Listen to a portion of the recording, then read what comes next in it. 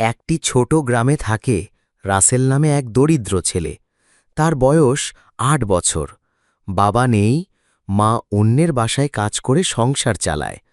রাসেল প্রতিদিন খালি পায়ে স্কুলে যায়, কারণ তার পায়ে কোনো জুতো নেই। তবুও সে হাসি মুখে পড়াশোনা করে।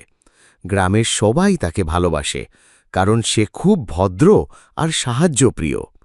একদিন স্কুলে শিক্ষক বললেন, আগামীকাল স্কুলে খেলাধুলার দিন, সবাইতে জুতো পরে আসতে হবে। রাসেল চুপচাপ বসে রইল। সে জানে তার জুতো নেই, আর মায়ের কাছে টাকা চাওয়ার মতো সাহসও তার নেই।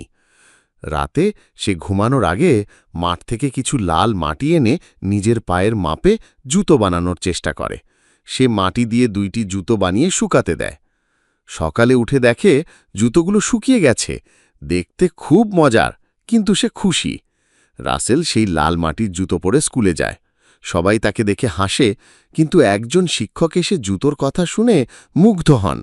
তিনি গ্রামের এক দানশীল লোকের সঙ্গে কথা বলেন। পরদিন রাসেলের জন্য নতুন জুতো, বই ও ব্যাগ আসে। সবাই তালি দেয়। রাসেল চোখে পানি নিয়ে বলে, জুতো না থাকলেও স্বপ্ন থেমে যায় না।